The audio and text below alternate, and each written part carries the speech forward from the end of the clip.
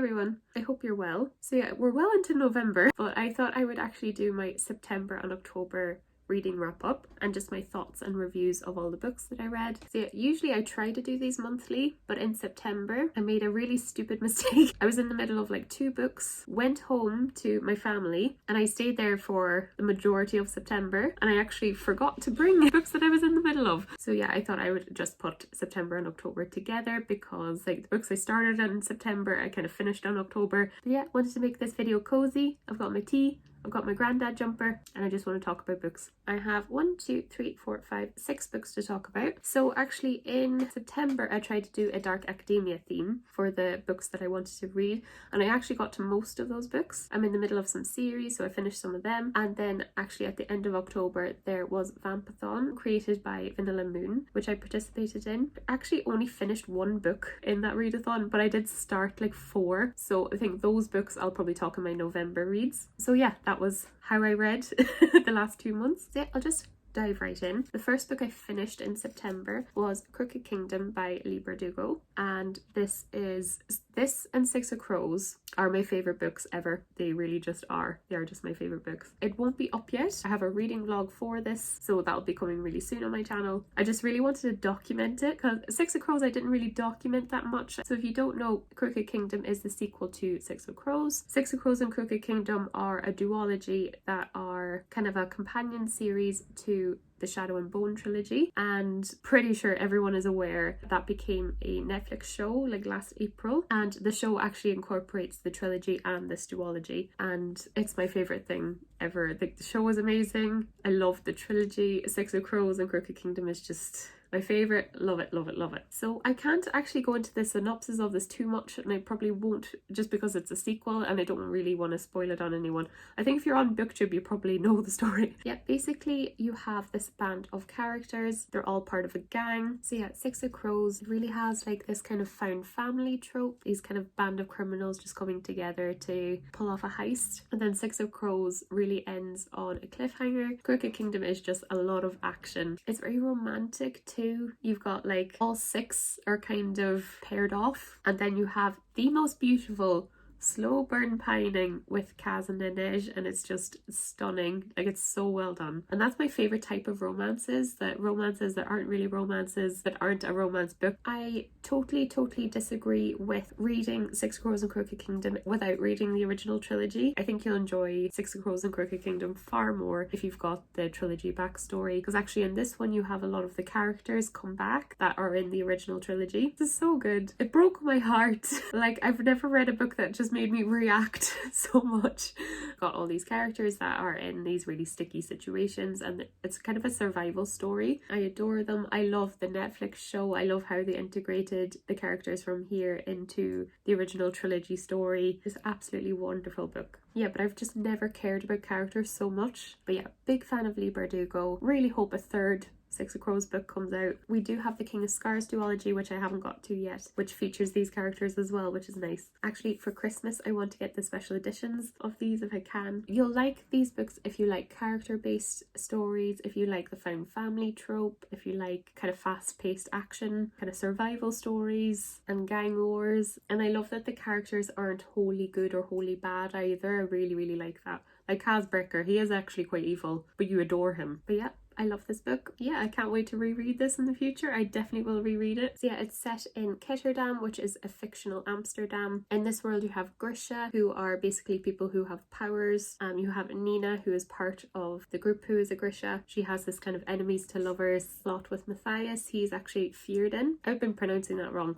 until I watched the show. They're actually Grisha hunters. They hate Grisha. They think they're abominations. And you just see Matthias's life turn around. You have Jesper as well. He's a gambling addict and he's an amazing sharpshooter. You're introduced to his dad in this, and he's just a lovely character. And then you have Wylan as well, and he just goes through kind of his family abandoning him. And then of course you have Kaz and Inej. Kaz is like the head lieutenant. Inej is the kind of his right hand woman. She's excellent at like scaling walls, hide in plain sight and gather information. There's some wonderful representation in this too. Like, you have Kaz himself, who needs to use a cane because he has a limp. Inej is from a marginalized group. Jesper, it's not particularly said, but you can definitely tell he has ADHD, possibly, because he can never sit still. And you have Wylan, who's dyslexic. And then you have Nina, who I adore, because she's just this wonderfully confident character. And it's actually depicted that she's plus sized, and I love it. I love that being plus sized, and this doesn't seem like a bad thing. It's amazing. So yeah, all the characters are just really lovable. I had one thing that wasn't dying about. There's a character introduced in a plot line for Inej, and I thought that was really kind of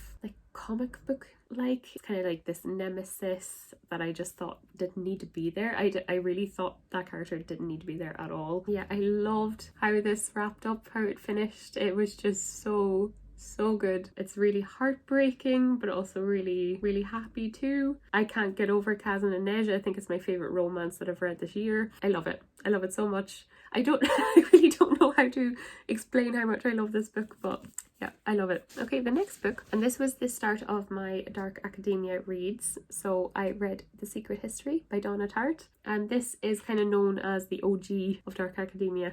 Donna Tartt didn't create it, obviously, but this is kind of the most probably famous book for that aesthetic, and this book is wonderful, like wonderful. I didn't give it 5 stars. I was debating giving it 5 stars. I think it's literally 4.75 for me. The places where it brought me back a little bit was, I really feel like this book could have been edited down a little bit. There's definitely some parts of it that I didn't feel needed to be included, or didn't need to be so detailed. Sometimes the characters acted out of character, or acted a way I didn't expect them to. There was also the main character kind of like realizes their teacher isn't great, and I was like, of course he's not great. I've known he's not great from the start. But yeah, it's actually just a wonderfully written book. So you have the main character Richard, and it's written in the style of him reflecting back. So he's reflecting back 10 years previously and to his time at college, and he kind of falls into this kind of exclusive group. The group are all quite unusual. So you have Henry, and he's just this super intelligent kind of gentle giant type character. You have Bunny, who's really enigmatic, and he's really in your face, and he's really quite annoying but quite lovable too. And then you have the twins. You have the twins Charles and Camilla, and then you have Francis as well. This book just kept me gripped the whole way, just the whole way. It only has 8 chapters, so each chapter is nearly like 150 pages long. So yeah, basically it's about Richard joining this exclusive group. They study Greek mythology. There's lots of mentions of like fashion and studying and everything like that, so it really is a good Dark Academia book. The characters in this book drink and smoke so much. I was like getting a headache just thinking about how much they drink. But yeah, it was good. And so it's basically kind of Richard and this group. There's a murder within the group, and it's basically the repercussions of that and how they all deal with it. I can't say much because it's going to spoil it. It's just so excellent. So it's got this kind of, not really a murder mystery element, more just the repercussions of a murder, how all the characters deal with it. It's a really good discussion on wealth as well, because you have Richard, who kind of pretends he's wealthy to kind of fit in with his school and his group, and he's really not at all. There was a part of this book where he nearly freezes to death, actually, because he pretends he's away working, but he's actually staying in this like warehouse, and I thought that was very out of place. So yeah, it was excellent. I adored it. I understand the hype. I understand why this is some people's favorite book. I understand how people think it's the OG of Dark Academia. So yeah, it's a really good discussion on status, on morality. What I really loved is Richard is really not a good person. Like, he's really not, and he doesn't even realize it himself. Like, actually, as the book goes on, he's like, you can just see more and more how he's just not a good person. I'm kind of glad it was like that, because I think if he was this hero character, the book wouldn't have been as interesting at all. But I adored this book. I recommend this to anyone. It's just really compelling. I don't really know what category to fit it into. It's really like haunting. It's really elegant. It should be dense, but I didn't find it dense at all. Really loved this. It's a book I would definitely reread. It was so close to 5-star for me, but it wasn't. But yeah, just I feel like Donna Tartt could have edited down, or maybe made a scene a little bit smaller. I don't know if that makes sense. Yeah, I think there was definitely parts of this that nearly went into too much detail for kind of no reason. But yeah, so good. So the next book I read was Vita Nostra. So this is by Marina and Sergei Dushenko, and this is actually originally a Russian novel that's been translated to English. And I'm actually so sad because I know this is a trilogy, but only this book has been translated, so I'm like, please translate the next books. But this is an actually wonderful novel. It's a little bit of magical realism, and basically you have Sasha. She's on holiday with her mother. She meets this man and he kind of demands her to do these tasks each night, and they're really bizarre. This is a weird book. It's a very weird book. When she does these, she gets these gold coins, and the gold coins actually pay for her to go to the school. So yeah, she enters the Institute of Special Technologies. Basically the tasks that they have to perform at the school are impossible. They have to remember these paragraphs that you can't memorize, but the students are kind of terrorized to do them, or they have like really negative consequences. Like a few of them think their family will be in danger if they don't pass these tests. Yeah, it's definitely an unusual magic system. I wouldn't even call it a magic system at all.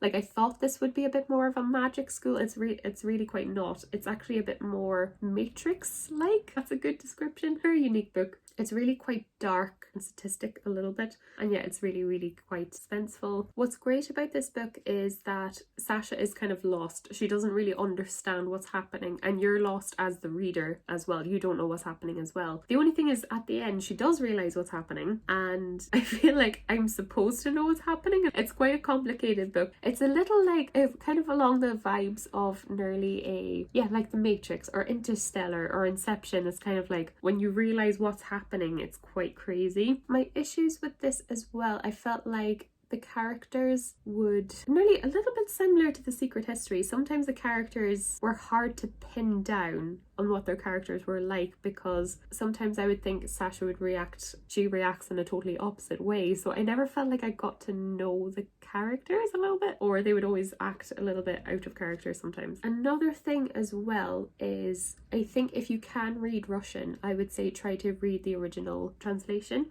It was translated really well, but I do believe some of the writing style might have been lost in translation a little bit, because it's very, this happened, then this happened, then this happened. It might actually flow better in Russian. So I'd say if you can read Russian, probably get the original if you can. But I really enjoyed this book. I gave it 3.5 stars. It wasn't perfect for me, and the reveal didn't get me as much as I wanted, and then the characters acting out of character, and sometimes the writing style didn't quite do it for me at some places. But it is a really excellent book. Really bizarre. Just keep that in mind. It is quite bizarre. If the next 2 books get translated, I am buying them in 2 seconds. This was really excellent. I picked this as part of a Dark Academia reads. Didn't really get that vibe from it. Definitely more of a fantasy book. It's definitely a little gem, I think. Like, I don't feel like it's hyped up enough. Really hope the next books are translated.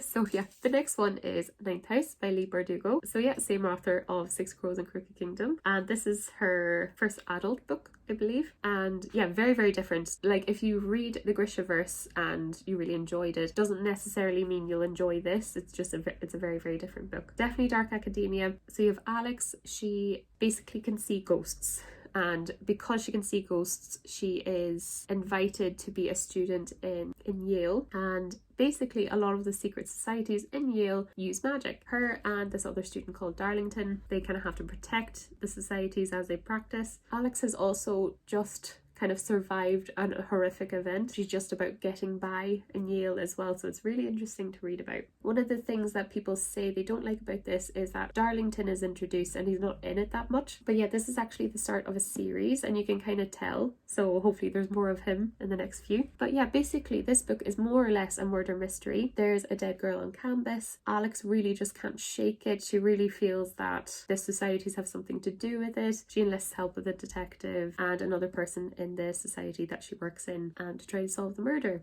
And so yeah, I really enjoyed this. It is quite dark. I don't know if it's my style. I felt like it was a little bit too dark for me, but I did quite like it. I will definitely read the next book when it comes out. I gave it 4 stars. I know Leigh Bardugo's writing is not for everyone. I did actually quite like it. The twist at the end didn't get me that much, but I did quite enjoy it. There's really parts of this book that are super graphic. Don't eat when you're reading this book. It's a good dark academia murder mystery. Definitely leans more on murder mystery side, and then more or less a ghost story as well. But yeah, I really enjoyed it. Just not really, I can't really think of anything wrong with this book. Just the darkness of it probably wasn't my cup of tea. Do you know what I mean? But I can see some people really enjoying this and some people really not. So it would definitely be a polarizing book, I think. But I did really quite like it. But yeah, this is the book that I left behind. So I started it, nearly had to wait a month and a half to finish it. Yeah, really, really good. The next one I won't talk about too much is Harry Potter and the Prisoner of Azkaban. So I actually listened to this on Audible, and I've just been listening to the Harry Potters when I've been going home, actually, because it's really nice just to put on a nice easy audiobook that you don't have to think about because I know the story off by heart. Yeah, so I've just been working my way through them, and I listened to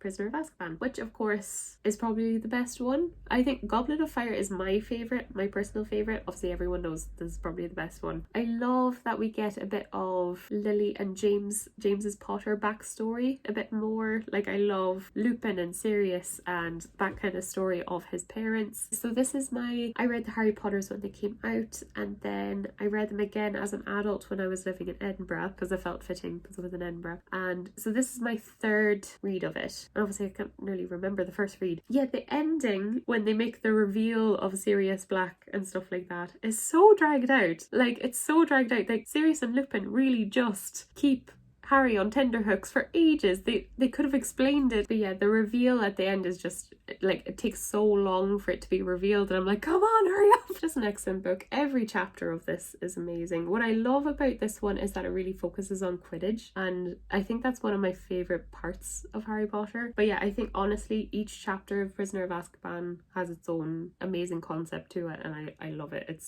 such a good book. So yeah, listen to it. I'm not the biggest audiobook fan. I definitely prefer physically reading it, or if I'm listening to an audiobook, I actually like reading the book as well for a full immersive experience rather than just the audiobook. But really enjoyed it. Not much to say. It's Harry Potter. The next book I read actually was part of Vampathon, and this is Wither by Lauren DiStefano, and unfortunately I had to give it 2 stars. Like, I was reading it and I was kind of like, okay, this isn't going to get more than 3. Just the ending was just really predictable, and I just didn't get a good feeling from reading this book. I didn't hate it though. I didn't hate it, so I think I will give it 2.5, and I do think I actually will read the following 2 books because I do want to know what happens. This came out during the YA dystopian hype of like 2011 when Hunger Games came out. In this world you have genetically engineered children. That first generation of children did really well. They're still alive, they're still kind of in the elderly stages, and so their children and their children's children actually die off at the age of 20. So women die at the age of 20, men die at the age of 25. The lifespans have just been cut short. They don't really know why. There's people trying to find an antidote. There's other people that are trying to say, no, human race just needs to die, you know,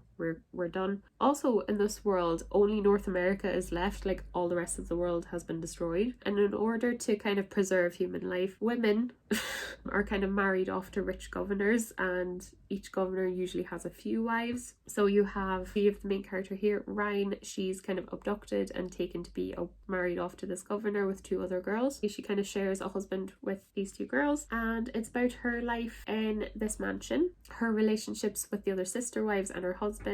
She meets one of the attendants in the house that she becomes good friends with. Yeah, the idea of it I actually quite like. It's a bit Handmaid's Tale like, a little bit, but I think some of the ideas just aren't very plausible, and I think a good dystopian should nearly be a bit like a Black Mirror episode. It should be a bit like, oh, this could happen, where this one just feels like really like a fantasy world. Just the fact that America is left, I don't know, suddenly women have no value and now they're just baby making machines. Yeah, and then some of the motives I didn't really understand. So for Ryan, there's kind of a setup of a love triangle, so with her husband and with, I don't want to spoil it, but with one of the attendants in the house, and it's kind of obvious who she's going to go for. I think the book wants you to care for the husband, and I didn't at all. Like, anytime he was in the book, I was like, ugh. But maybe he gets a redemption arc Just didn't care for him that much. Actually, I really enjoyed the other two characters, the other two wives. But yeah, I just didn't really understand the motives too much. Like the husband's dad, who is a first generation, you're kind of told that he's a villain. You know, it doesn't show you that he's a villain at all. Ryan's just kind of like, I don't trust him. He's trying to find an antidote. I don't really see any villainy at all. I didn't really get it. And then I suppose you're supposed to understand a bit of her Stockholm syndrome, of how she kind of wants to escape, but then actually quite loves her sister wives, and she has complicated feelings with her husband, but then she wants to escape, but also her life before was really terrible. So I don't quite know. But yeah, she is separated from her brother and everything like that. So just some of the motives I just wasn't totally sure on. Didn't care for the husband at all. Just the fact that the dystopia just didn't seem realistic at all. But I did still quite enjoy it. It was definitely a start of a series. You don't really get a full story with it. So I do feel like I need to read books 2 and 3 to kind of get the story, and I think I will, but just wasn't the best book. Yeah, it's not very action packed. It really is just about Ryan and the relationship she has within the manor, and the kind of the feeling of claustrophobia she has, and her plots to escape and all that. So that is kind of the book. It wasn't bad, but it wasn't great either. So 2.5. So yeah, that was my reading wrap up for September and October. I really enjoyed all those books. I think I definitely started on a high with Crooked Kingdom and The Secret History. They were so excellent. So yeah, thank you so much for watching. I'll link all these books in the description. I have an Instagram, a Goodreads, and a book Twitter. I'll link them all in the description as well. So yeah, if you'd like to subscribe, I do anything book related on this channel. I do reading vlogs and TBR videos and book box unboxings, anything book related. Thanks so much for watching, and I'll see you guys in the next video. Bye!